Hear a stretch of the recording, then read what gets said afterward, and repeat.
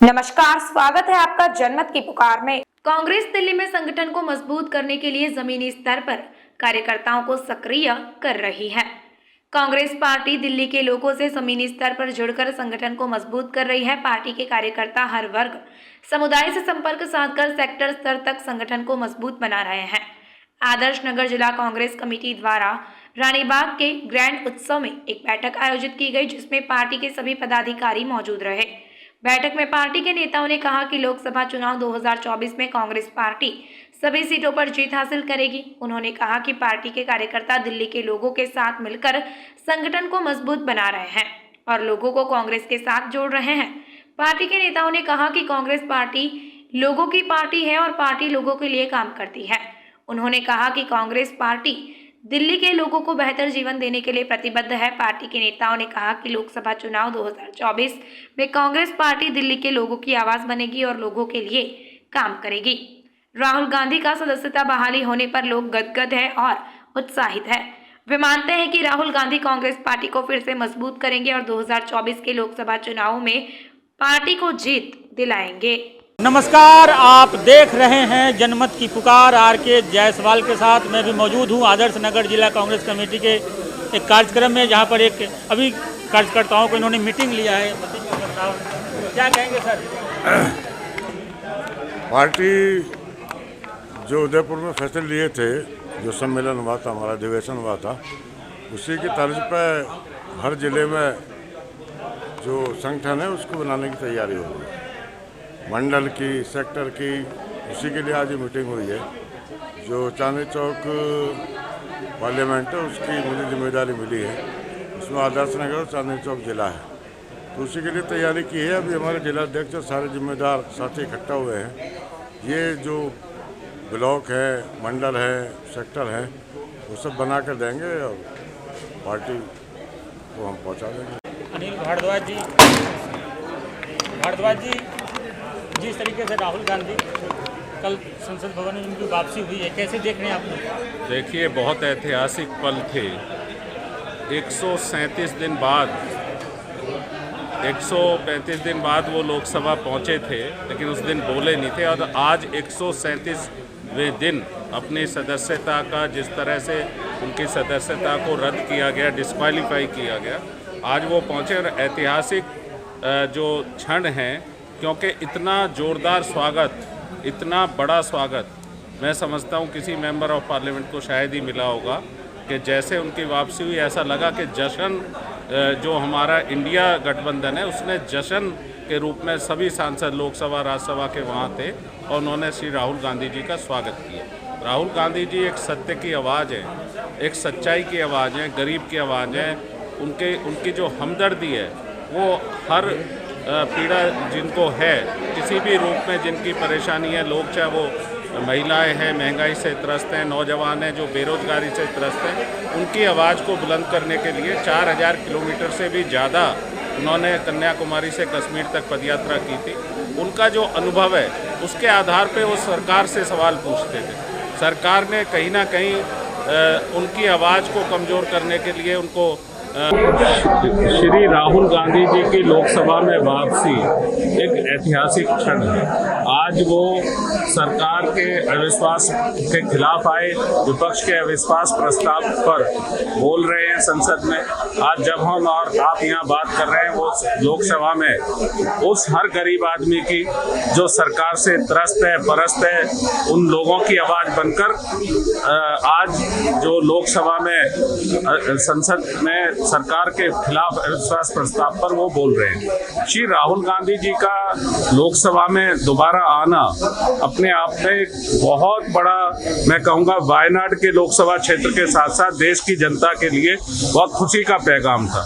Joy साहब ने तो अभी कहा कि ईद से भी ज़्यादा खुशी उन्हें लगी कि राहुल जी दोबारा लोकसभा में पहुँचे। साथ ही जिस तरह का हमारा आज की जो संगठनात्मक बैठक है, उस बैठक का मूल उद्देश्य ये है कि जो नवसंकल्प शिविर उदयपुर में हुआ था, उस उदयपुर में नेतृत्व की बात, कांग्रेस की नीति और रीति की बात नीचे तक पहुंचे, आम जनमानस तक ज्यादा इफेक्टिवली और ज्यादा कम से कम समय में पहुंचे। उसके लिए पार्टी ने ये व्यवस्था की थी कि नवसर्जन कुछ ऐसे पद जैसे ब्लॉक अध्यक्षों के नीचे मंडल अध्यक्ष के लिए अगर दिल्ली में जैसे 40-45 से 50 तक पोलिंग बूथ आते हैं एक ब्लॉक के नीचे, तो उसके नीचे 2 मंडल होंगे, 22-23 से 25 तक उनके नीचे बूथ आएंगे। फिर उसके नीचे सेक्टर होंगे जिनको 6-7 से लेकर और 9 पोलिंग बूथ तक एक सेक्टर को दिए जाएंगे। तो डिसेंट्रलाइज किया है पावर को और बूथ के प्रेसिडेंट भी बनाए जाएंगे।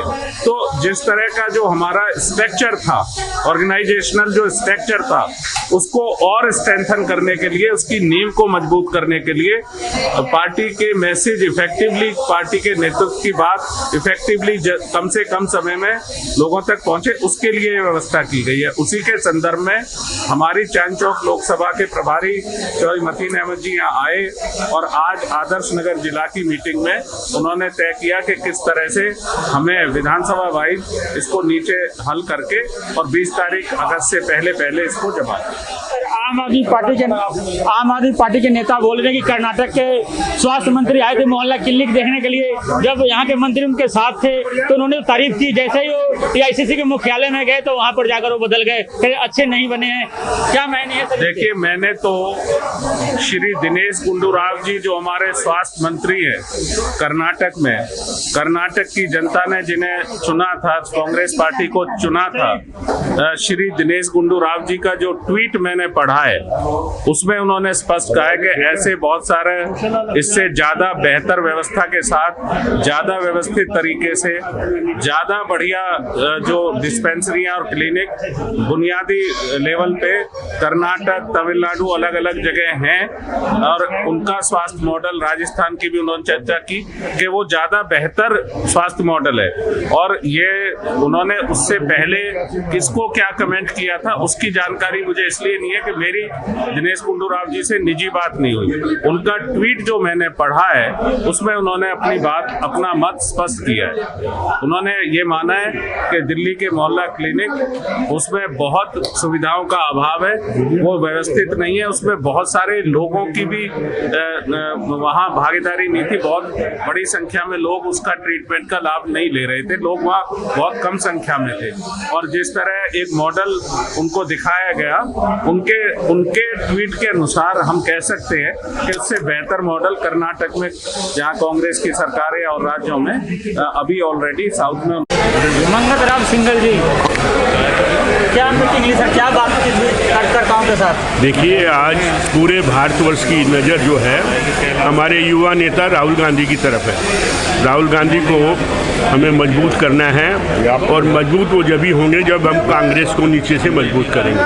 तो आज की जो प्रक्रिया है वो कांग्रेस को मजबूत करने के लिए है कि हम गली गली में अपने कार्यकर्ता कैसे भेजें, उनसे क्या काम लें। तो आज की बैठक में आदरणीय मतीन अहमद जी बैठे हैं, ये हमारे यहाँ के कन्वीनर हैं चांदनी चौक पार्लियामेंट्री के, उनकी अध्यक्षता में ये जो आज मीटिंग हुई है उसमें हमने ये फैसला लिया है कि हम गली गली में अपने कार्यकर्ता भेजना चाह रहे हैं। तो उसका एक ही मापदंड हमने बनाया है, एक ब्लॉक में 2 हम वो बनाएंगे महामंडल, और महामंडल को हम सेक्टर वाइज बांटेंगे जिससे कि हर व्यक्ति से हमारा संपर्क हो सके और हम कांग्रेस को मजबूत कर सकें। चर्चा शुरू हो गई है कि गठबंधन होगा कांग्रेस और आम आदमी पार्टी में। देखिए, ये अभी कुछ नहीं कह सकते, ये तो एक सरकार के खिलाफ मजबूरी थी कि हमने उसमें जो ये ऑर्डिनेंस आया है उसमें उनको मदद करी।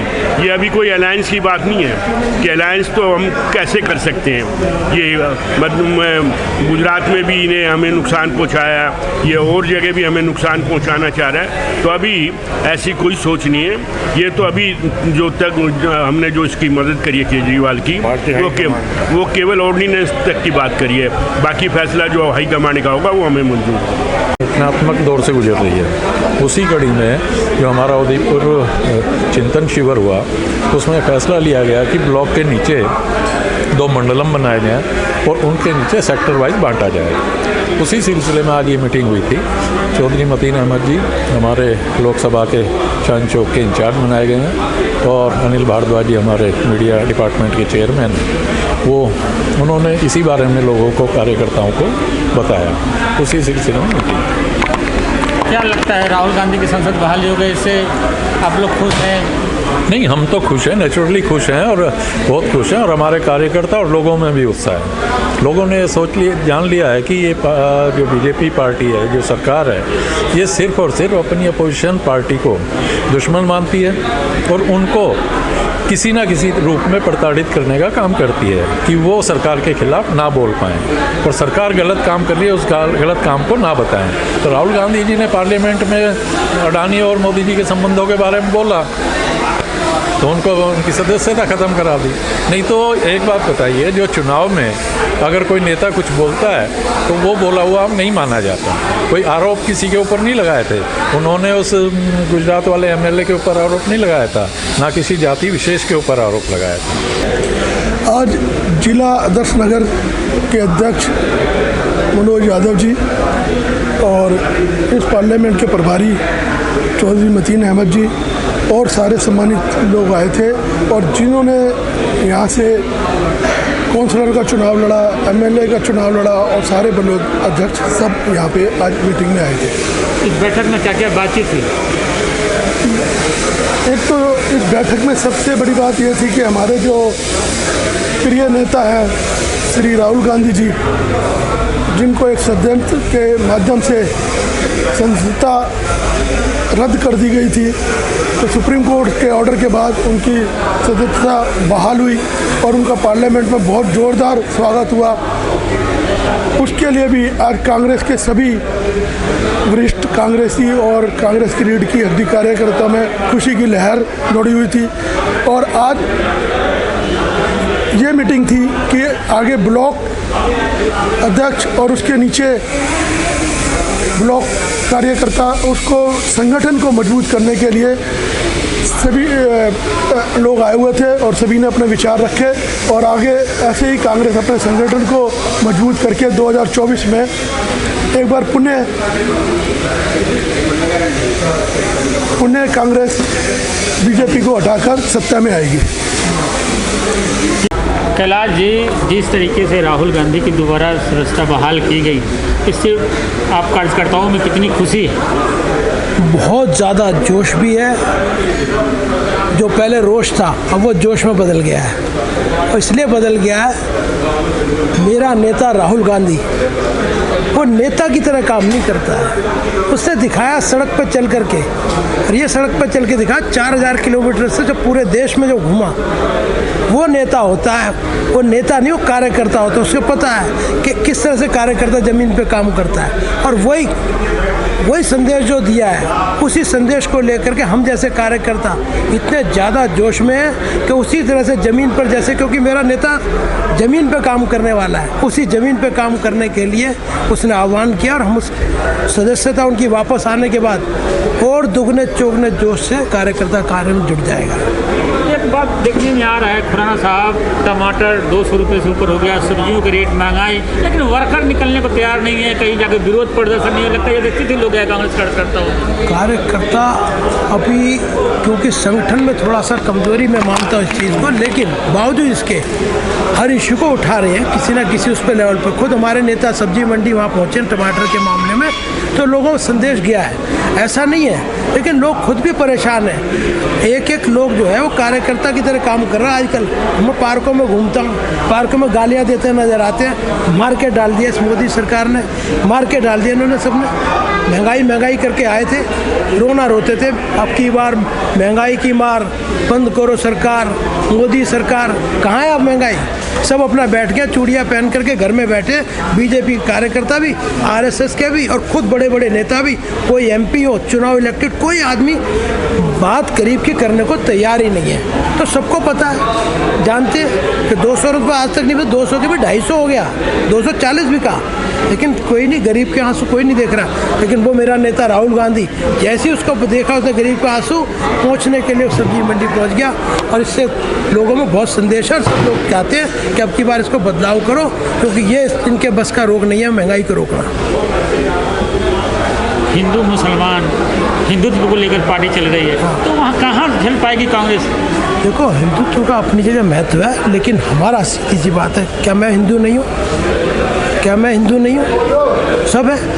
हमेशा हमारे जो देश की है वो हमारा धर्मनिरपेक्ष देश है। सभी लोगों को सम्मान दे करके, उन्हीं को सभी को साथ लेकर के हमें चलना है। कोई मजहब कोई गलत नहीं है। क्या हमें कोई मजहब गलत सिखाता है? कोई गलत नहीं सिखाता मजहब। सबको भाईचारे से रखना, और हमारा संदेश है ये, भाईचारे से काम करके चलेंगे, किसी को लड़वा करके नहीं। अभी आज हिंदू मुसलमान की बात करें, कल को जाति कह देंगे, ये छोटी जाति का, ये बड़ी जाति का, उससे लड़वा देंगे। तो क्या ये काम है? ये तो अंग्रेज किया करते थे। अंग्रेजों ने काम किया, उसको ठीक किया कांग्रेस ने। अब ये काले अंग्रेज आ गए हमारे साथ, ये सबको लड़वा के काम कर रहे थे, सबको मिला के काम नहीं करना चाहते। वही हमारे नेता संदेश दिया राहुल गांधी ने, सबको मिलजुल के इस देश को आगे बढ़ाना होगा, बनाना होगा। अगर आपने हमारा अभी तक चैनल सब्सक्राइब नहीं किया है तो कृपया चैनल सब्सक्राइब कर लें, लाइक करें, शेयर करें, कमेंट करें। तो मिलते हैं फिर किसी और खबरों के साथ। नमस्कार।